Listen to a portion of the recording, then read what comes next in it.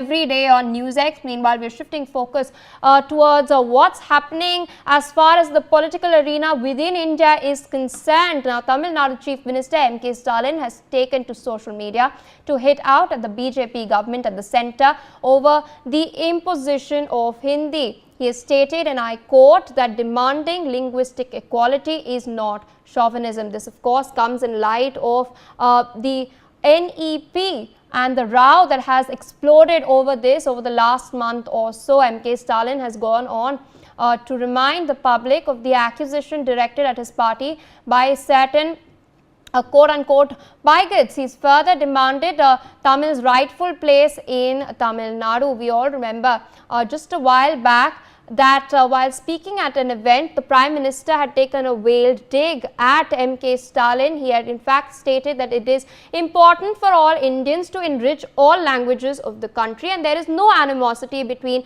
different languages of the country. Meanwhile, the BJP's Tamil Nadu unit has launched a fresh campaign, a signature campaign in favor of the centre's policy.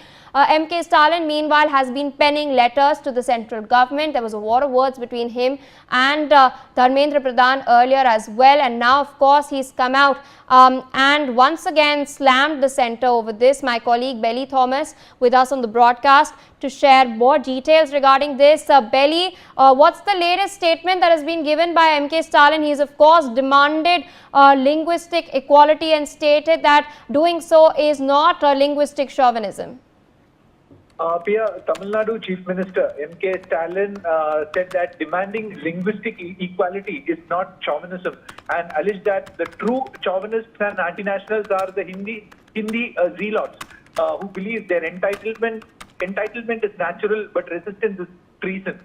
So he said that when one is accustomed to privilege, equality feels like oppression, and he reminded of one famous quote when some entitled bigots brand us chauvinists and anti-nationals for the crime of demanding Tamil's rightful place is what he told the crowd. The very people who glorify Godse's ideology have the audacity to question the patriotism of DMK and his government that contributed the highest amounts of funds during the Chinese aggression, Bangladesh Liberation War and Kargil War, while their ideological forefather is one who assassinated Mahatma Gandhi, is what he said. And throwing more light on chauvinism, he said that chauvinism is naming the three criminal laws that govern 140 crore citizens in a language that Tamils cannot even pronounce or comprehend by reading, he said. And chauvinism is treating a state that contributes the most to the nation as a second-class citizen and denying its fair share for refusing to swallow the poison called the national education policy, is what he reiterated, Pia.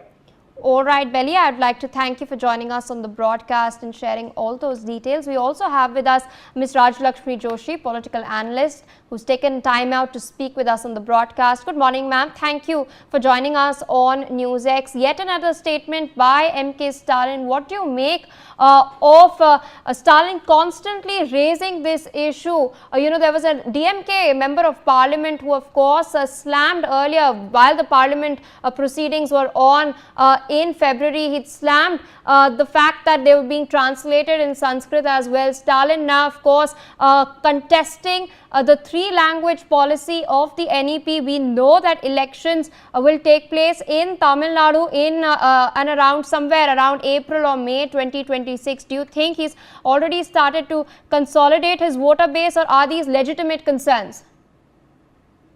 Good morning, Pia.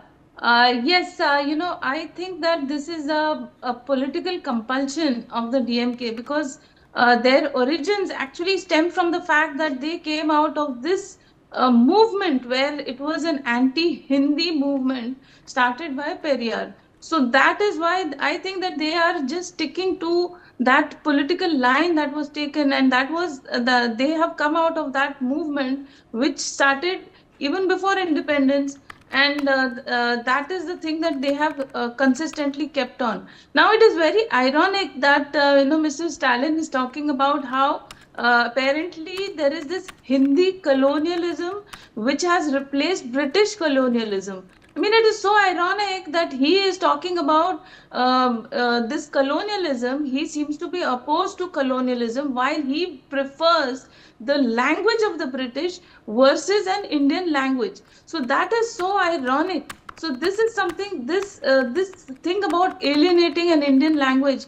They're opposed to Hindi, they're opposed to Sanskrit, they're opposed to Sanatan Dharma itself. So this kind of a thing where they have always consistently taken a line against Sanatan Dharma also. I mean, it is a common knowledge what his son has spoken about Sanatan Dharma. So that is something as ridiculous as it may be, because very frankly, you know, and it is not a secret that Mr. Udaynidhi Stalin's and Mr. Stalin's family, they actually visit temples, etc., because they want to actually show this image also, where one part will show that they are actually against Sanatan Dharma, one part will say that we are actually for Sanatan Dharma. So it is all a political eyewash. So even when it comes to Hindi, now what happens is that the schools that are run by these political leaders, the DMK leaders, they all offer Hindi as a choice. So the students who go to their schools, the private schools, they are able to learn Hindi and they are able to converse with people all across the country in that language. But then the people who are not able to afford that kind of an education, who have to go to government schools, they should not be given the option of learning in Hindi, is what the DMK is saying. So the DMK basically offers this language in schools that they run privately, for which they will charge a very heavy fee, but they will not want to offer it to the common people, saying that Hindi is taking over and is being imposed on you. Now, very strangely, you know, now the reason why one should know all these other linguistic languages, and you stand to have an advantage when you are a multilinguistic person, is that you are able to converse with people from different regions very effectively and very easily.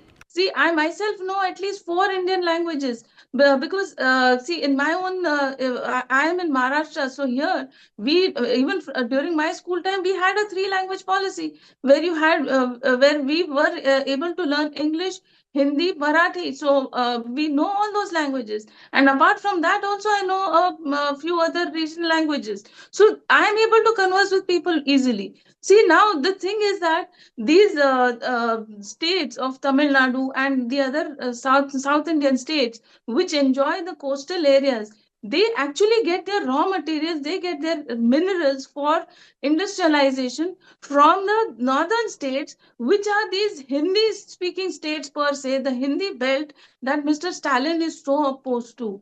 You must be aware of this price equalization policy, due to which the government had actually subsidized all these minerals. This was not now. This was in the during the Congress era, during the just the post independence era. So at that time, there was this policy which enabled those raw materials to be brought to the southern states, to those states which do not have these minerals, so that you have industrialization all over. But what happened is that those states which actually had those raw materials were not able to be industrialized as much as the states which enjoyed the coastline. So Tamil Nadu had an upper edge over states like Bihar and Uttar Pradesh, which earlier, you know, these industrialists like Mr. Tata's and the Birlas, they had set up their industries in those beds because they had all those raw materials. But then now, what happens is people find it easier to set up industries in Tamil Nadu, because then they have the coastline, they have easy infrastructure, so that makes it easier.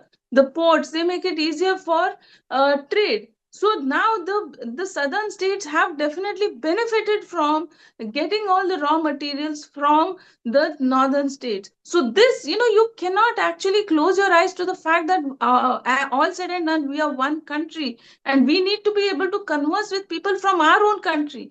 There is this arrogance from people from the DMK that says, why should I have to converse with people from my own country in Hindi when I am able to learn English and converse with people from other countries? So I think that that is a very baseless allegation or a very baseless argument, because ultimately what happens is the common man is not all of them not are not able to make international trade or international business. So what you need to do is you need to be able to connect with people from your own country, be able to do business with them, so in order to for both the places to prosper. So this thing about, say for example, the Tamil Kashi Tamil Sangamam, I think those are very good initiatives where you are able to bridge the gap between both the places. Now, I understand that feeling that the northern states do not make an attempt to learn the southern languages, which I think that by the way of NEP, if all these languages are offered to the northern states, maybe some students may want to take it up. So I think that policy, the NEP, by which you have an option of learning a third regional language, which I think should be offered to every student, so that we have this place where this situation where all the people feel connected to each other, and not a situation where they feel that they are somebody different from somebody from another state. All Now, this right, ma'am. Thank you so much for joining us on the broadcast, taking out time speaking to NewsX. Meanwhile, viewers, some breaking updates as far as this